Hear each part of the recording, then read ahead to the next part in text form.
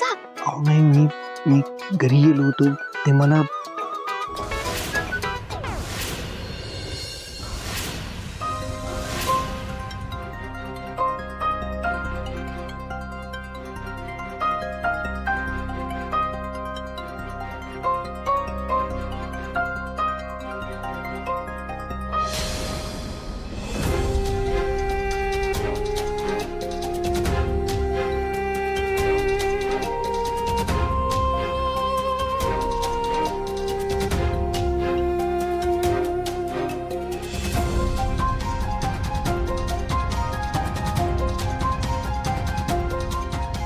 लपा लपा.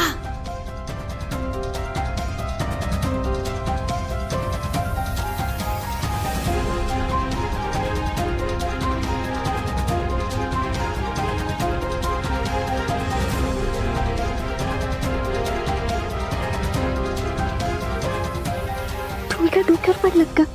एवढं रात्री इथं कशाला आलात? हा, जा घरी जा. अहो नाही, मी घरी गेलो आणि दिवसभरात काय प्रकार घडला तो सगळा मला कळाला.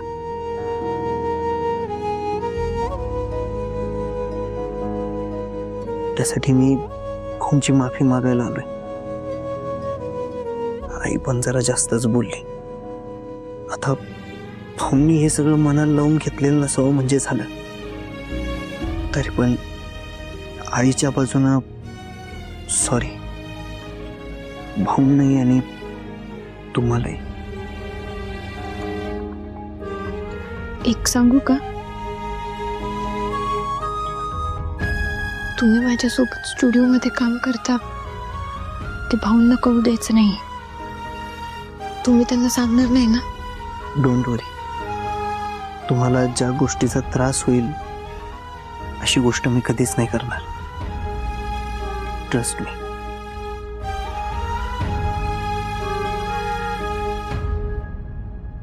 मी एक विचारू? तुमचा विश्वास आहे ना माझ्यावर? हो, पण भीती वाटते. भाऊंना कळलं तर ते काय रिॲक्ट करतील.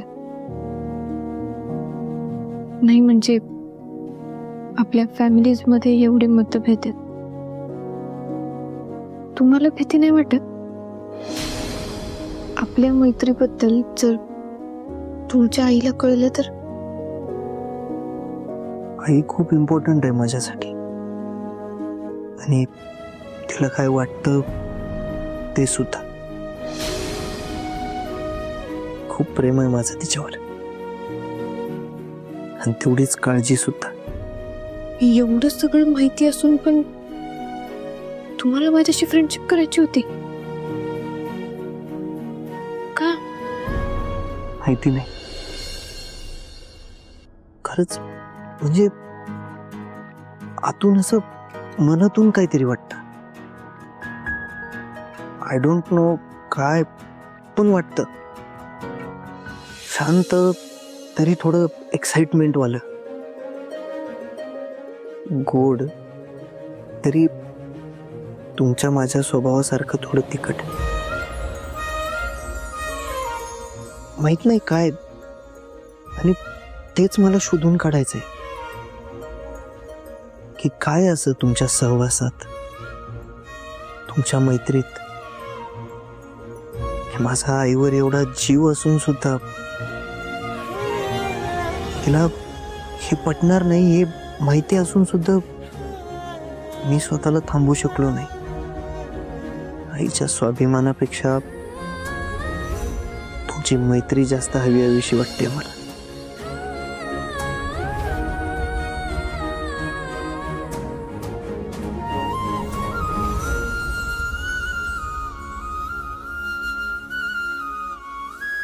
मी येतो.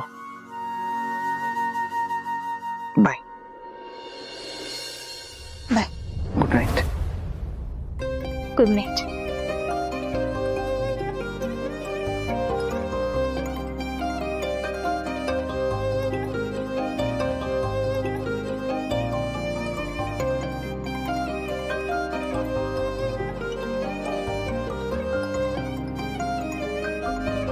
पिवळा गुलाब आहे हा. फ्रेंडशिपसाठी असतो. करा की एक्सेप्ट.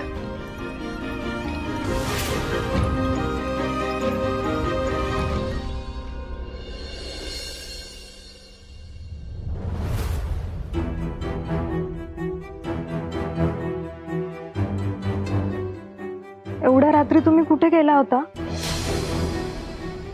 नाही म्हणजे ते आज घरात जे काही घडलं ना तेव्हा तुम्ही पाहिजे होता म्हणून म्हटलं.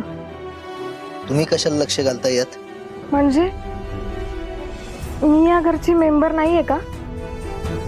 मी फक्त एवढंच सांगेन की या सगळ्यापासून तुम्ही जरा लांबच राहा.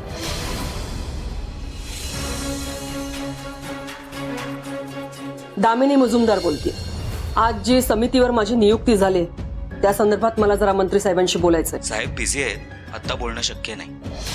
बोलणं शक्य नाही म्हणजे?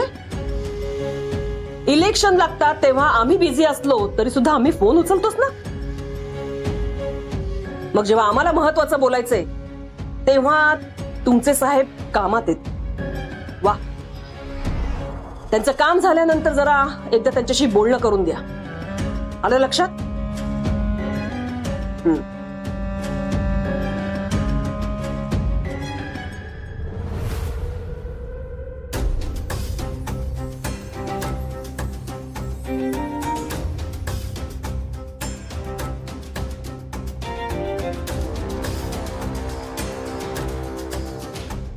स्वप्नात पण वाटलं नव्हतं रे असं काय होईल. मग काय, अख्खी जनता आईच्या विरोधात. ते पण कोणामुळे? त्या फालतू थेरड्यामुळे. आई, लय वाईट झालं बघ. होय की रे. आणि हे सगळं ना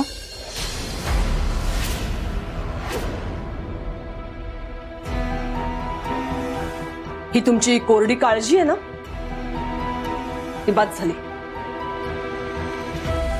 आणि इथे काय करताय? मजा बघताय? अजून फजिती कशी होणार आहे ते बघताय का? आई निघा.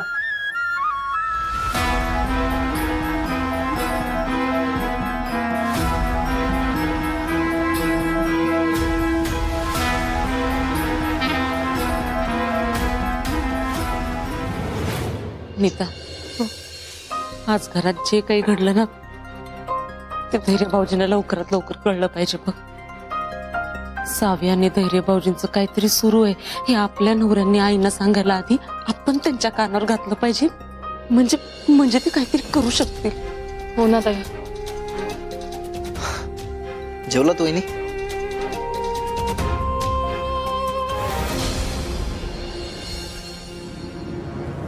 भाऊजी, हे आम्हाला थोडं बोलायचं होतं तुमच्याशी. हा, बोला की. हा, त्याचं काय आहे ना भाऊजी,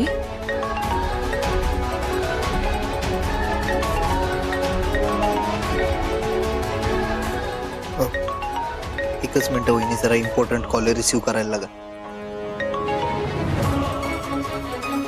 हॅलो. काय? नाही, जरा थांबा, मी बोलतो तिच्याशी. सो सॉरी वहिनी, पण आपण जरा नंतर बोलूयात. आता मला आईशी बोलणं जास्त इम्पॉर्टंट आहे. आलोच. ऐका ना भाऊजी. भाऊजी अहो,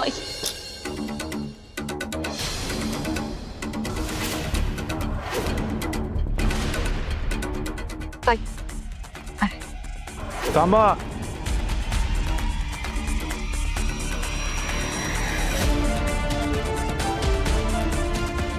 एवढं काय महत्वाचं बोलायचं होतं त्याशी?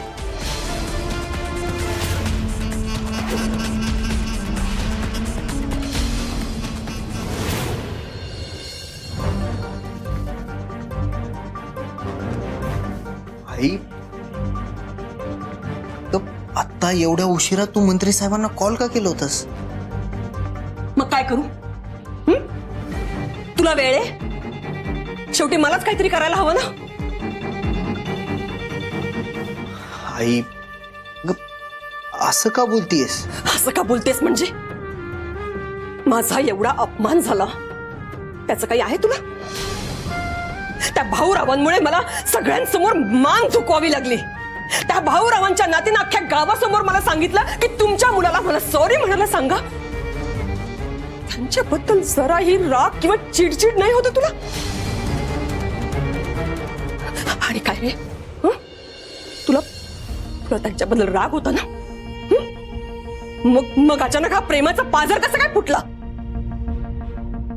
नाही नाही, ते काय नाही. उद्या जर का माझं नाव रद्द करून त्या भाऊरावांची निवड झाली ना तर माझ्यासाठी सगळ्यात मोठा अपमान असणार आहे तो. आई तू अजूनही तेच घेऊन बसलीस? अजूनही तेच घेऊन बसलीस? मग तुला कळत नाहीये माझ्यासाठी ती किती महत्वाची गोष्ट आहे ती. हो आई, मला कळतंय, सगळं कळतंय, पण ती गोष्ट जेवढी महत्वाची आहे त्यापेक्षा जास्त तिच्या बरोबर व्याप येणार. मी सांगितलं ना. तू मला व्यापांचं नको सांगूस. दामिनी मुजुमदार आहे मी सगळे व्याप सांभाळू शकते.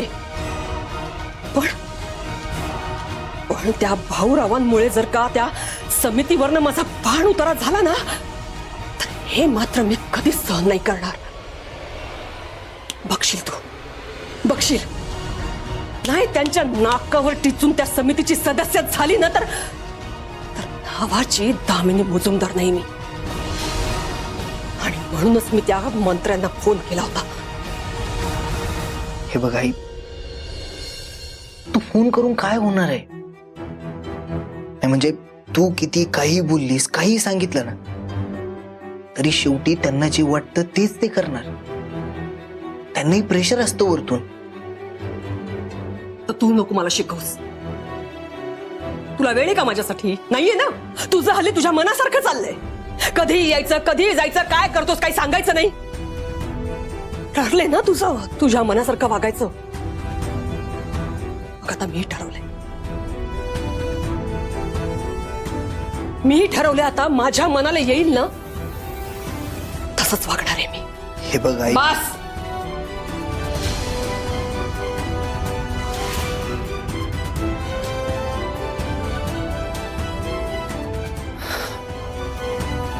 ठीक आहे, तुला जसं वाटतंय, जे तुझ्या मनाला येईल तू वाग तसंच.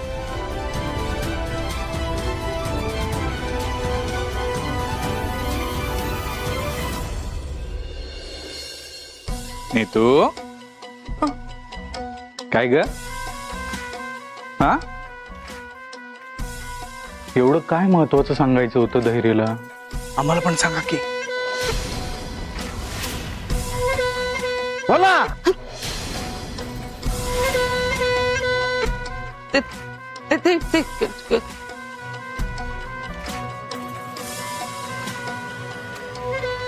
काही नाही अहो, आज घरात धैर्य भाऊजींनी थांबायला पाहिजे होतं. ते असते तर आईंना सपोर्ट झाला असता ना. एवढंच बोलायचं होतं त्यांच्याशी. हो हो हो हो, हेच सांगायचं होतं.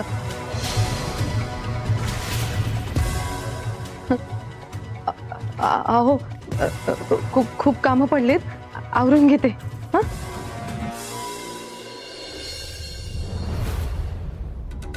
ताई चला.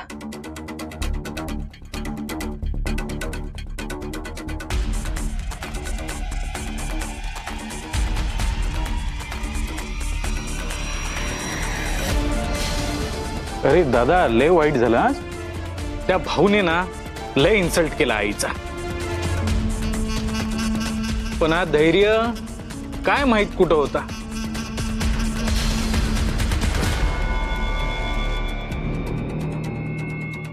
धैर्य असताना तर आईच्या बाजूने काय तर बोलला असता.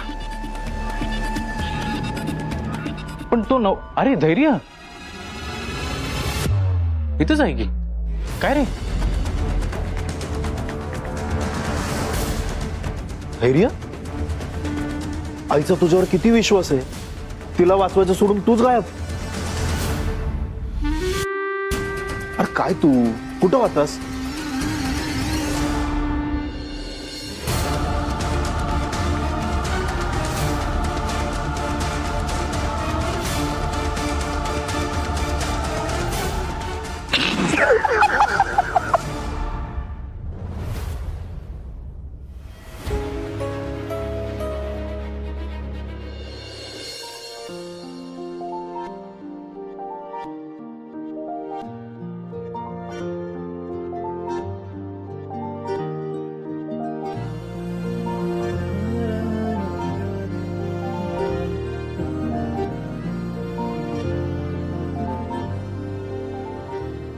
आपल्यातली मैत्री लय महागात पडणार आहे मला, पण असो, मला नाही फरक पडत, कारण तुझ्या सोबतच्या मैत्रीत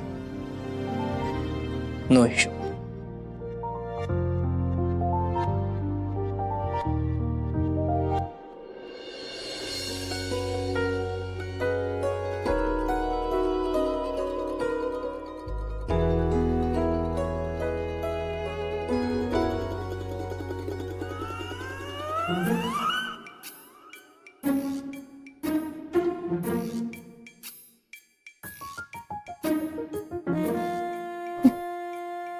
आज मेन्यू मध्ये काय बनवायचं मॅडम?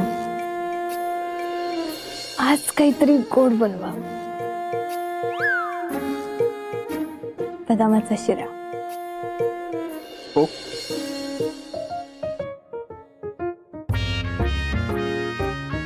तुम्ही खरंच इथं आलात का मला स्वप्न पडलंय? नाही नाही, मी खरंच आलोय.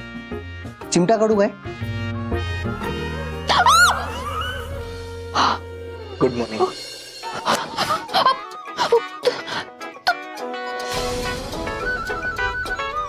तुम्ही इकडे काय करताय? मेन्यू विचारायला आलोय. बरे आहात ना तुम्ही? हा,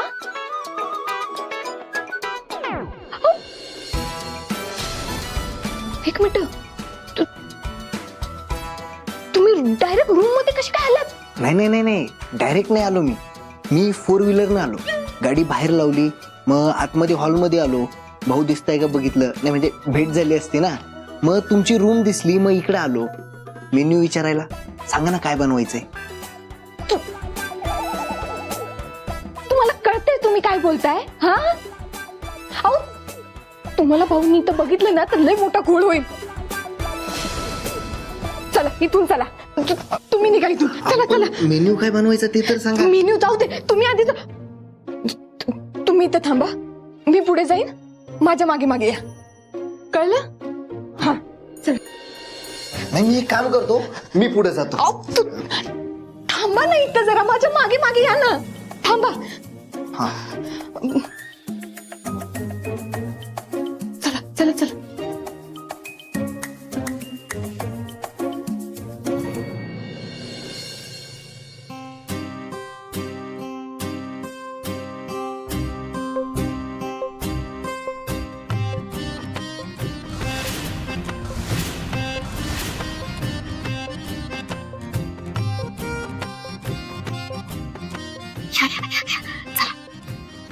चला चला चला पटकन चला.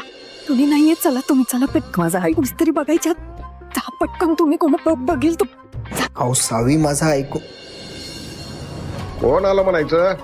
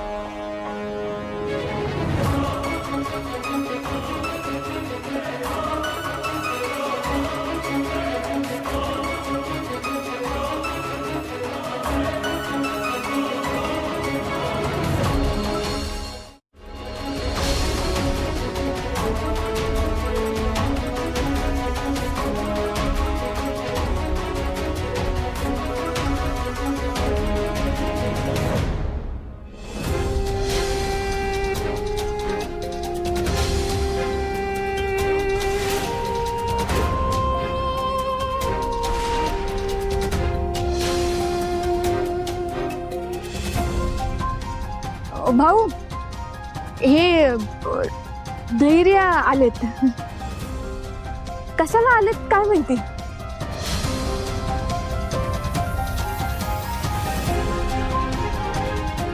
कदाचित ते काल जे झालं ना त्याच्यावर परत भांडायला आले असतील.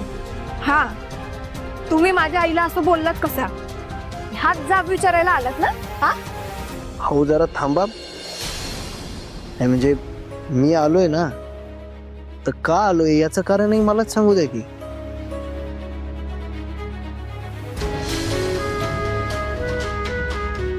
तुम्ही कशाला उगाच अंदाज लावत बसताय.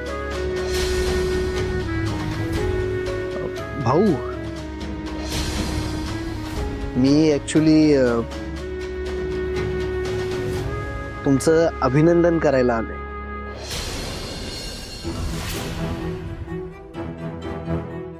अभिनंदन? हे आणि कशासाठी? कशासाठी म्हणजे भाऊ? अच्छा, अजून पेपराची घडी मोडलीच नाही वाटतं तुम्ही. हे घ्या, वाचा, मी आलोच.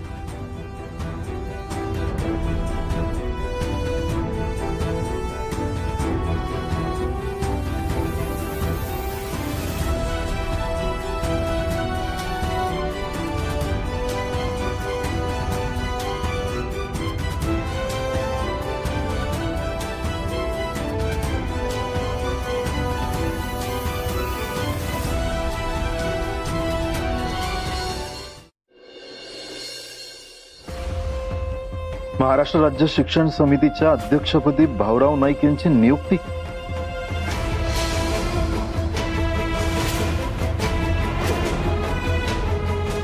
ग्रामीण भागातील शिक्षणामध्ये उचित बदल घडवण्यासाठी एक महत्त्वाचं पाऊल. शिक्षण महर्षी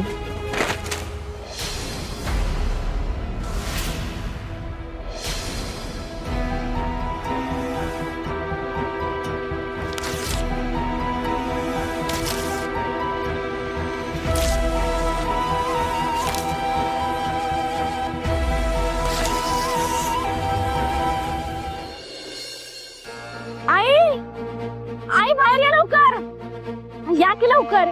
अगं काय झालं ओरडायला. हे बघा, भाऊंची समितीत निवड झाली. होय काय? अभिनंदन भाऊ.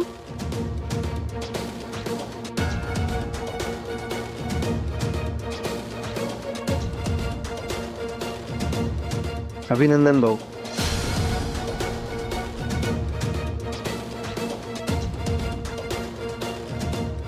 अगदी योग्य अशी निवड झाली.